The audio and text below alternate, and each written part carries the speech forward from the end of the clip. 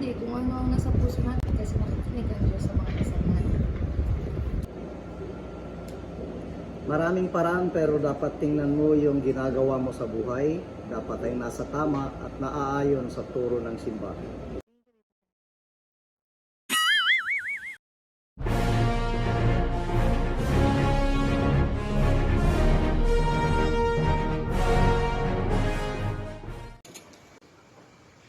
Lagi ako nagdadasal para malaman ko ang gusto ng Diyos sa akin.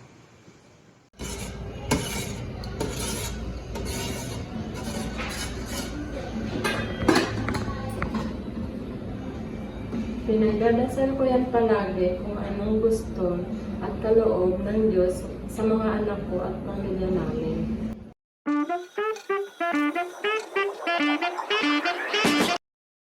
Welcome to Secret Conversations with Kape, Kwentuhan, Kababaihan.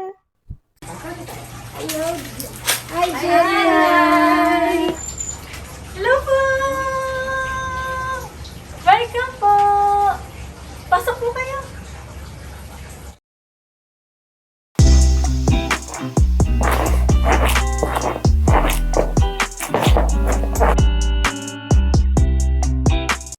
Hello. Tuloy po! Tuloy po kayo. Hi. Welcome po sa bahay namin. Yes. Hi, girls. Nako, ang ganda naman ng bahay ni Jenny. Lit lang. Oo nga, nakakatawa. Balita ko, meron ka daw Alexa dito. Sabihin mo nga kay Alexa, sino ba yung Si Alexa. Yung Alexa. Anong tatanong mo kay Alexa? Sabi mo, anong tatanong mo? Bago yan eh. Yung Alexa na yan, hindi ko alam yan. Alam ko na po tatanong kay Alexa. Alexa, do you know Kape, Kwentuhan, Kababaihan? According to WikiHow, here is one way to take our license. Step 1. Consult your doctor before... Alexa? Alexa, stop! Hey, girls, may baby na to. Pero mukhang sexy, di ba? Thanks! Sana all. Makita, ilang months na ba yan? Sleeping si baby, pero sige, silip tayo. Yeah. Hindi ko pa nakikita yung baby niya. Oo. Ako nang malapitan. Ng baby. Yes, my baby! Hi, Nanay! Hi, Nay! Pa-bless Papa! po! Hello! Hi! Hello, baby ko! My goodness, so Gising, ari ko. Oo. Parang good mood naman. Hello! Nakatingin yan. ng timing mo. Kamukha mo ang nanay mo. Hindi. Parang di mo kamukha, Ate Jelly. Parang kamukha ko. Baby ko talo.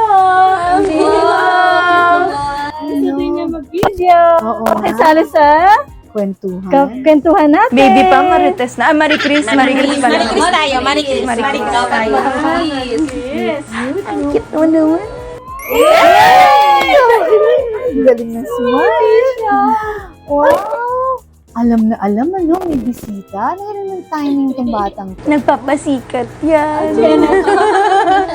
May gift kami sa'yo. Di ko alam kung nasaan. Saan ang gift? Asan ang gift? Ilabas ang gift. Oh, dapat may gift. Gusto ko na. Ikaw ba yun, Jenny? Bebe, opo. Sobra. Saka hindi siya iyak. Silip mo kami. Hindi talaga. Mana sa daddy. Mana sa daddy. Ano nakuha sa'yo? Ayun. Ayun. Parang gusto suntukin si mami. Minute na siya, minute. Naku, tingin Sabi niya, mami, nagugutom na ako, mami. Suntok na kita. Binaba mo, kaya sabi niya, Gusto mo ba to? ano ba to? Ayun. Wala no. Gusto ko mami lang. Gusto mo kwentuhan eh. Sali ka. Updated. At ayun ang gift. Oh. Ayan na. May kamay dito. Ayan na ang gift. Ayan na. Alam namin magagamit mo yan, Ate Ju.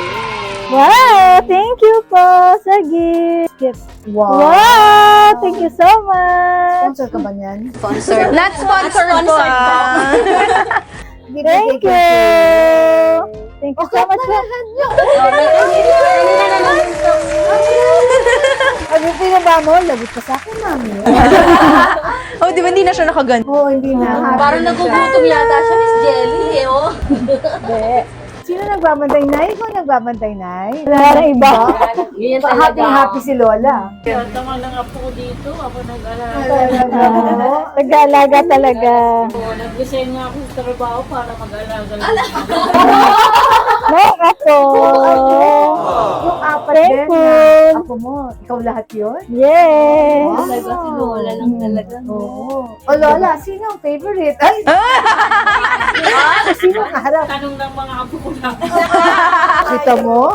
O, sino na ngayon ang Sabi ko favorite? yung bunso. At sabi ko hindi, yung pangalan na apo. Mukhang ikaw yun. No? Smile. Ate Jelly, hindi ko pala alam name ni baby. Ano po name ni baby? Ano ni? Ellie Christine. Ellie Christine. Ay, Ellie Christine. Ellie. Pangalan namin, Emma and Jelly. And then yung Christine Christ. Oh, pinag-isipan. Tama. Kaya ito ay give up guys. Yes! Bye-bye. Bye-bye, Bye-bye. Ay, smile na. Nakatingin siya sa light. Ayaw na namin umalis dito. Ay, Jenny. Miss Jelly. Ready time. A few moments later.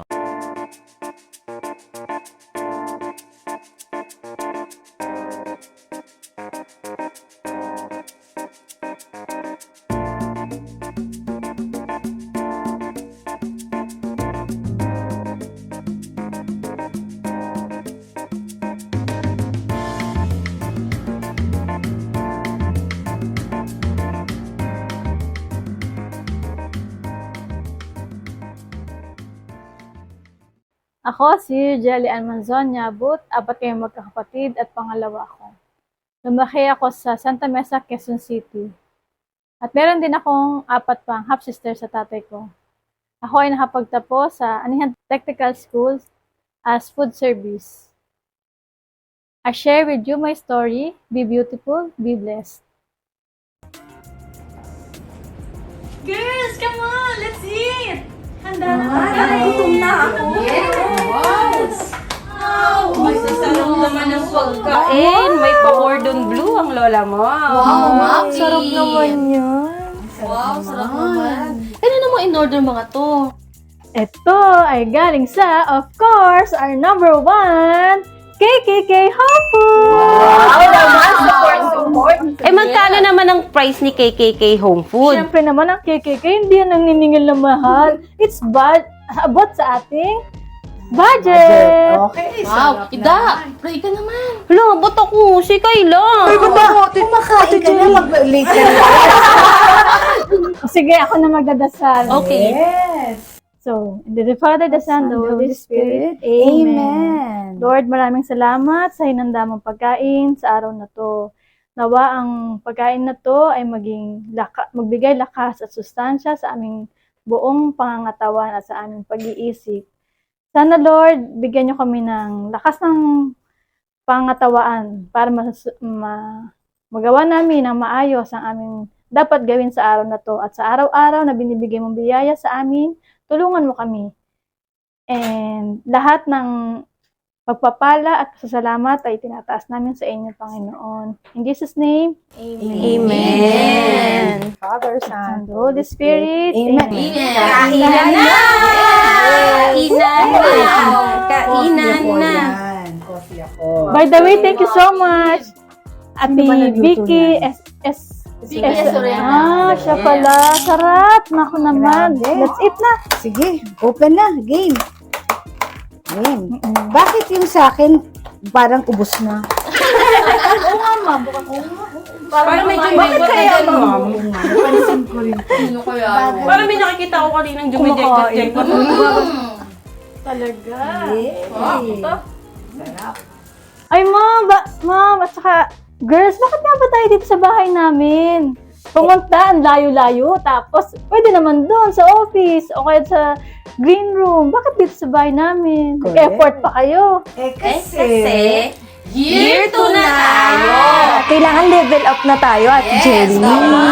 At kailangan face-to-face, harapan, at personalan, pero in a positive way. Yes, kasi kailangan malaman natin kung paano gumalaw si JC sa bawat guest ng secret conversation. yan. Thank At you ano pa? naman. At Dahil ano pa? Ano pa ang reason natin? Bakit? Kasi We bring Jesus to your home! thank you so Yan, much talagang- for bringing Jesus to our home. Yan ang pinaka-importante. Kailangan makita namin si Jesus sa tahanan mo.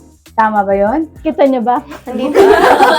Ay, kita yan, syempre. Kailan napanood ba nila? Yes, napanood nyo ba yung video na ginawa ni Ate Ruth? Yung life story ni Ate Jelly? Yung medyo nakakabitin. yung lang nakakabitin lang Medyo talaga. nakakabitin ng very, very life. Yes, bitin na bitin talaga yun. Pero nagustuhan ko in fairness.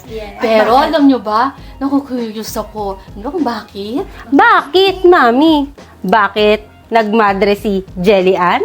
Yun din, isa pa yun. Naku, medyo seryoso na yung usapan natin, ha? Ma'am, lipat tayo sa sala.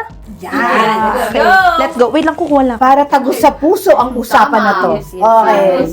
nice. Nabusog ba kayo, girls? Yes, Busog na busog. Approve. Pero wait, Ma'am. Meron akong tanong Bakit nga ba hindi nagmadre at bakit nag-asawa si Jelly Ann? Tama ba? pwede din naman magmadre. Yes, tumpak. Ha? Madre? O, Pwede ka din naman mag-asawa. O, sa ganda kong pang asawa talaga. Anyway, high school pa kasi ko, merong mga madre na nag-iikot sa mga public schools. Okay. So, yung mga kaibigan ko, nag-try kami. Out of curiosity lang. Wala lang, free time naman, buong maghapon, Saturday yun. So, nag-try kami ng whole day activity nila.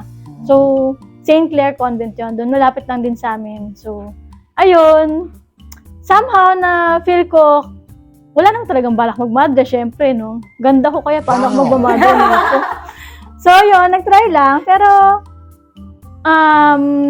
doon ko na-realize na parang merong something ng our Lord para sa akin. Yes. Yun. Ganda.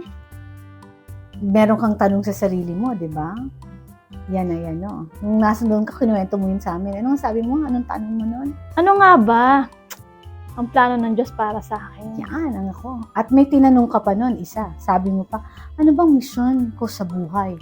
Yan. Kaya talagang dapat pag-usapan ito eh. Pero mas magandang tanong, dapat nating tanong sa bawat isa sa atin, ano ang kagustuhan ng Diyos para sa ating buhay? Ma'am, paano po yun? Hindi nga po natin siya nakakausap. Oo nga, ma'am. Saka, ako din nga gusto ko rin malaman kung ano ba ang will ng God para sa akin.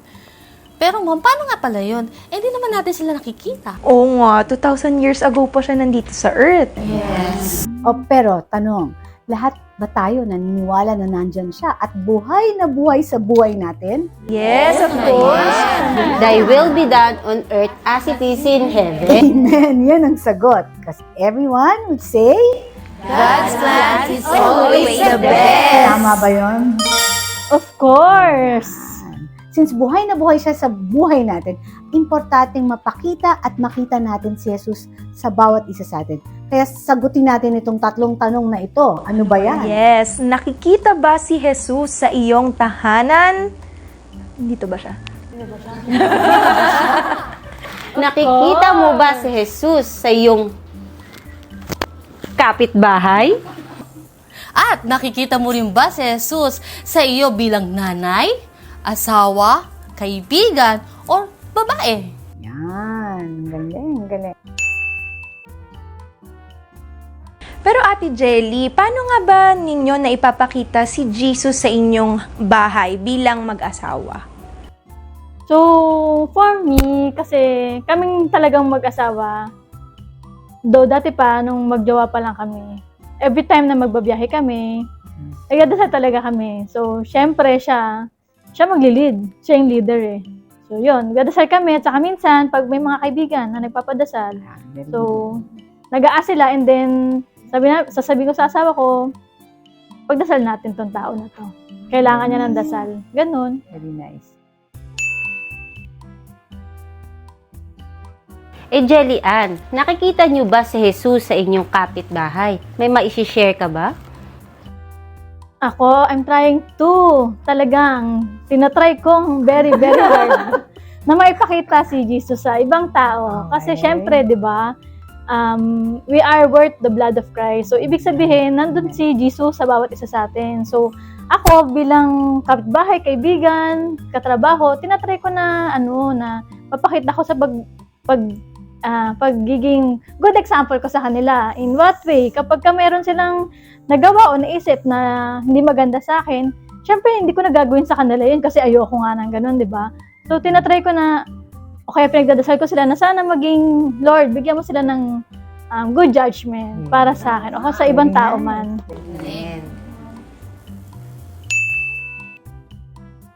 Paano mo naman pinapakita na si Jesus bilang nanay sa'yo, asawa, kaibigan, o isang babae?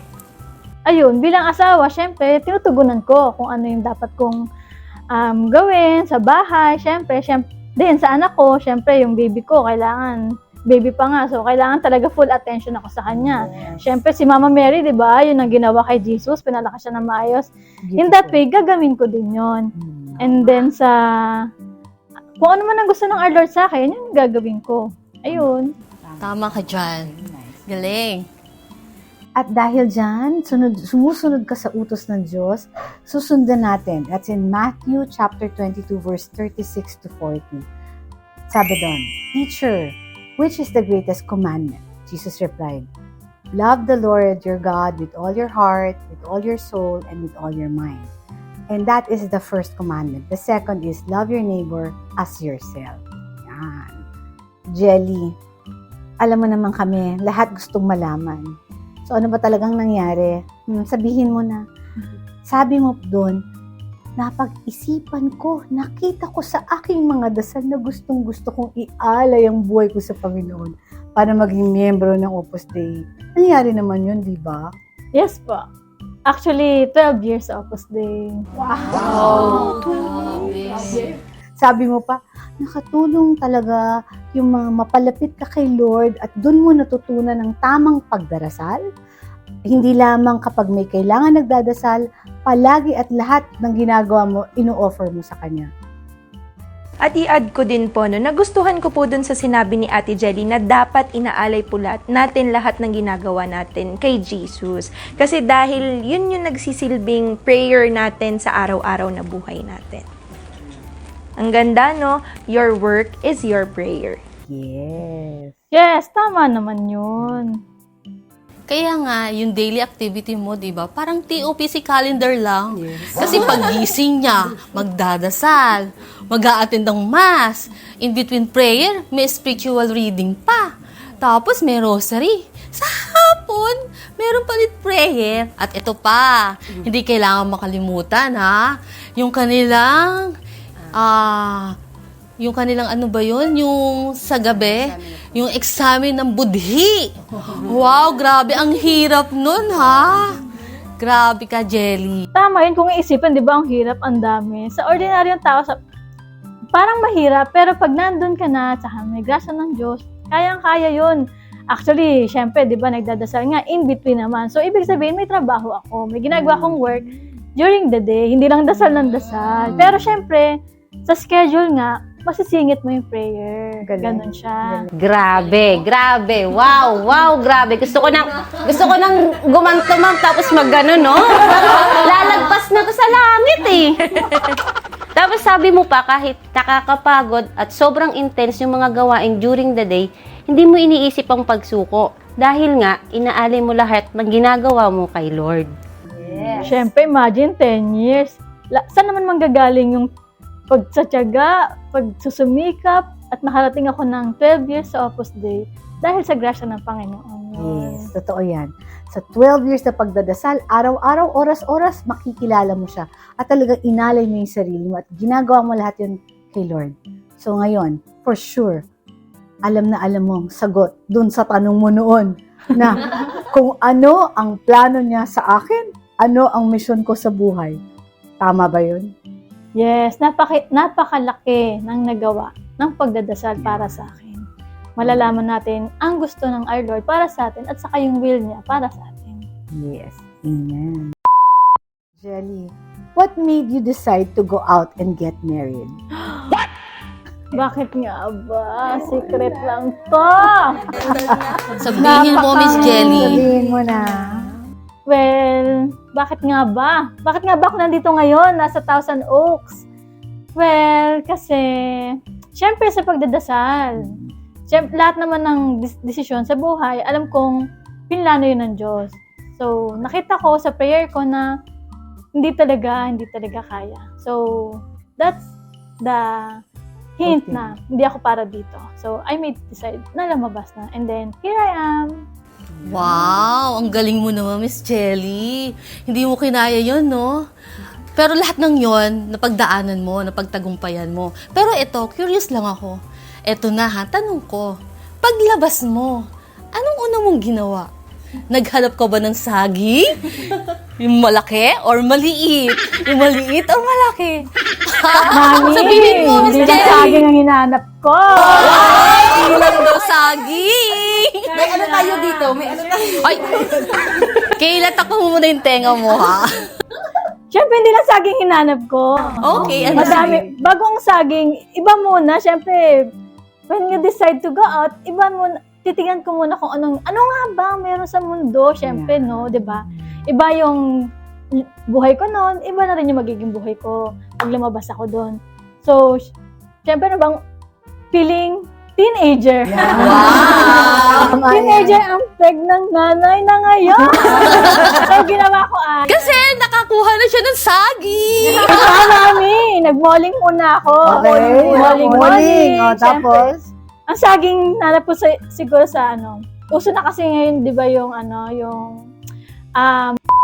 so, doon ako nakahanap ng saging. Ano ba yung saging, Mami? Ikaw, ano bang favorite mong saging? Ayun, so, yun. Ganun. Akala ko naman kasi kung anong klaseng saging ang hinahanap nito ni Jelly. Ani? Pinarap yung saging.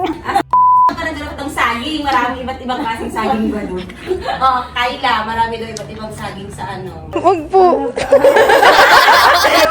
Wag po muna, hindi pa para sa akin yun. Eto, curious lang ako. Paglabas mo ng konbento, syempre naghanap ka ng saging.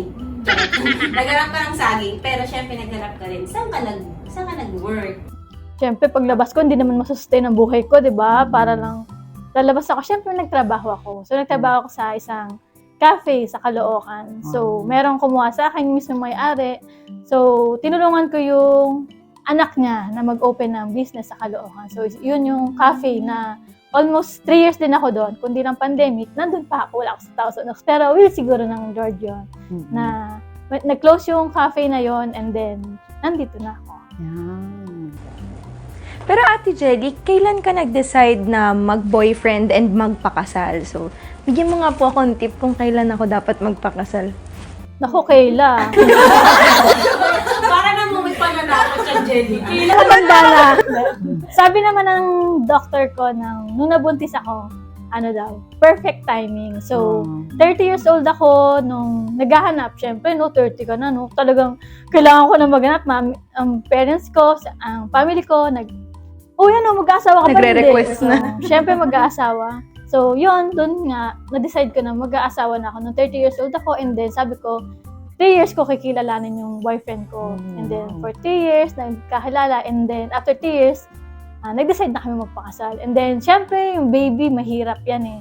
Alam ko naman na minsan, oo, minsan hindi yung pagkakaroon sa mag-asawa ng gano'n. So, nagdasal din ako na mabuti na, sana bigyan ako kasi syempre, 30, tapos 33, kailan pa ako manganganak, so matanda na. So, I pray a lot na sana magka-baby ako agad. And then, our Lord gave it to me. Wow, galing naman.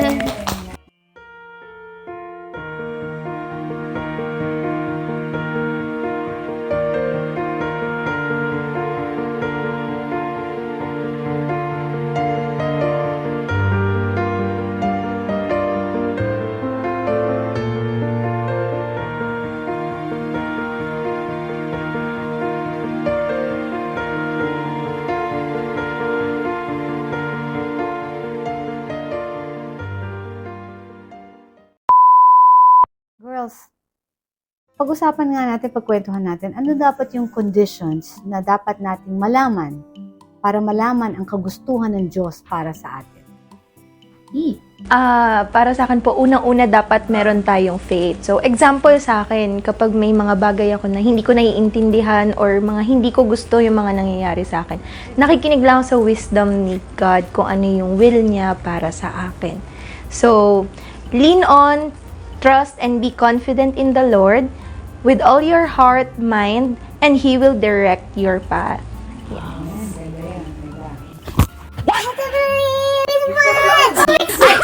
Sorry. Na-carried away ako. Sorry. Kasi naman. Relax, mami, relax. Okay.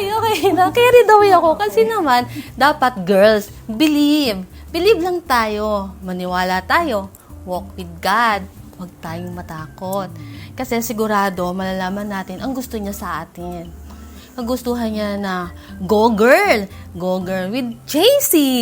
Diba, Ida? At isa pa, totally, completely obedient to God. In all your ways, recognize, acknowledge Him, and He will direct your path. Willing tayo to seek Him in all areas of our lives. Tama yan. At ang dapat gawin, we pray that we can live a holy life. Yan ang talagang challenge sa atin eh. And always be grateful, thankful to Him. Kaya nga tayo merong grateful heart eh. Nagbibigay ba kayo mga girls? Ikaw mag-send ka talaga, Jenny. Abangan nyo yan kasi laging marami pinupost si Kyla about grateful heart at si Elaine. Send na kayo, please. Yan. At gawin natin ang utos niya. God is love. Kaya, Love God, love our neighbor as ourselves. girls, pwede ba natin ma-miss out ang kagustuhan ng Diyos para sa ating buhay? Ano sa tingin mo, Gina? Yes na yes yan, ma'am. Kasi kapag tayo hindi sumunod sa Kanya, disobedience na po yan. Pwede rin yan sa marriage. Kaya yung mga may asawa dyan, maging faithful tayo, Saka pwede rin naman yan sa career. Katulad ng kunwari, meron kang nagawang pagnanakaw, disobedience na yan. At saka sa pagiging careless natin sa mga choices natin. Kunwari naman, meron kang kaibigan na marites. Naku, nakikimarites ka na din. Naku, disobedience yan. Tama po ba, Ma'am Pems? Tama yan. Actually, nakakalungkot kapag na-miss out mo yung perfect will ni God. Yung hindi ka connected. Pero in case hindi natin magawa o masunod, yung minsan nagkamali ka, tao lang sasabihin ng mga tao lang may way si God para mapabalik tayo sa Kanya. And that is to turn to God in the sacrament of reconciliation before it's too late. Kaya sa KKK, ang purpose natin is to educate, empower, and encourage na members. Sumunod sa kagustuhan ng Diyos. Maging obedient lang tayo and kasi ma'am, para sa akin, kahit mag-serve ka po ng mag-serve, kung hindi ka naman magiging obedient dun sa will ni God, wala rin Kaya dapat lagi lang tayong susunod kay God. Kaya meron din tayong support group. Kaya tayo nagtutulungan na magawa natin at maipakilala natin at madala natin at maisabuhay ang turo ni Jesus. Yes. Paano naman natin malaman ang misyon natin sa buhay? Our calling, our vocation. Alam nyo, planado lahat ng Diyos ang ginagawa natin at nangyayari sa buhay natin. Even the secret conversation, planado na niya yan. Lahat ng pangyayari. Ang importante lang sa ginagawa natin, we always give our yes to Him. Tama po yan, Ma'am Pebs. Kaya mamimili tayo ng vocation. Tapos, persevere tayo, magtsatsaga, puspusan, tagos sa puso na pagdadasal. Offer natin lahat-lahat sa Kanya. Then we say, Thy will be done, not ours, but yours, Lord. Amen po yan. Kaya sa team natin na How to Be You kay Jesus and How to Be Yours, kapag naman tinatawag ka na mag-doktor, teacher, married, single, kahit ano at kahit saan pa yan, ang tawag sa atin ay maging witness ni Jesus Christ at makita si Jesus sa atin at makita natin si Jesus sa kapwa natin. Tama. Yes, sa team naman natin na How to Be Yours, tinawag tayo para sa Kanyang kaharian. We make sure by faith and action we do His work, we do His will, and we don't fail Him. Yun ang maganda. Eto na, Jelly Ann. Gusto na naming malaman, ano ang secret ninyo ni JC? Secret namin ni JC. Secret nga, mami. Ang secret namin ni JC ay syempre, alam naman natin na si JC ay palagi nandyan sa tabi natin. So, lagi ko siyang tinatanong. Every decision, every gagawin ko sa araw-araw, lagi ko siyang kinakausap. JC, ano bang gusto mo para sa akin?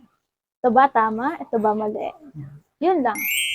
Wow naman! Group hug tayo. Group hug! Thank you, Jelly, for sharing your beautiful story. Rest assured of our prayer for you and your family. Thank you. So, tapos na po tayo. Thank you na. Thank you po sa lahat ng mga patuloy na sumusuporta sa Kape, Kwentuhan, Kababaihan.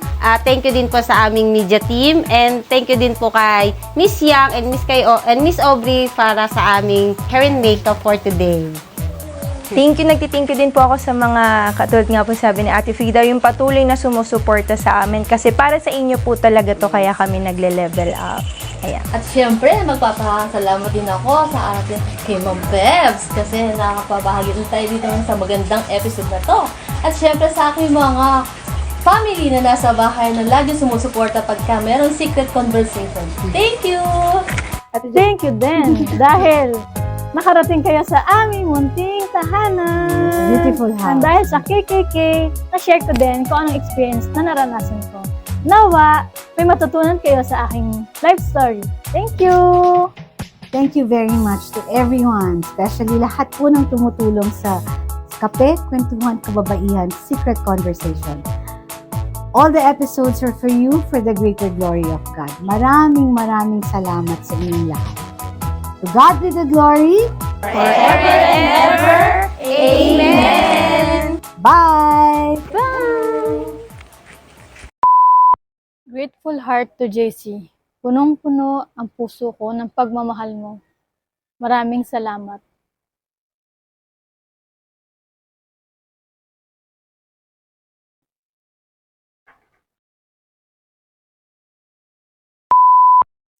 Alam ni Jelly Ann ang gusto ng Diyos para sa kanyang buhay at patuloy siyang connected sa kanya 24/7. Ang choice ni Jelly Ann na mag-asawa ay kagustuhan ng Diyos dahil sa malalim na pananampalataya at sa matinding dasal na ginagawa niya araw-araw. Man's greatest privilege is to do the will of God. The entire life of Jesus is to do the will of God. Every believer, tayong lahat na Kristiyano, should have the hunger to fulfill the will of God.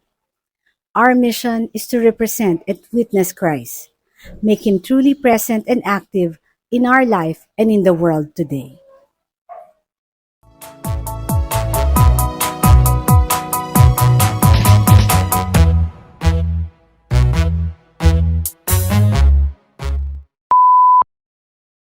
Three, 2, 1, action.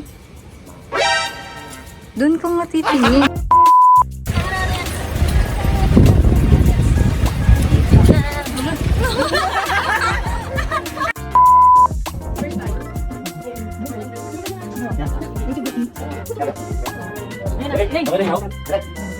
Bukan ikaw.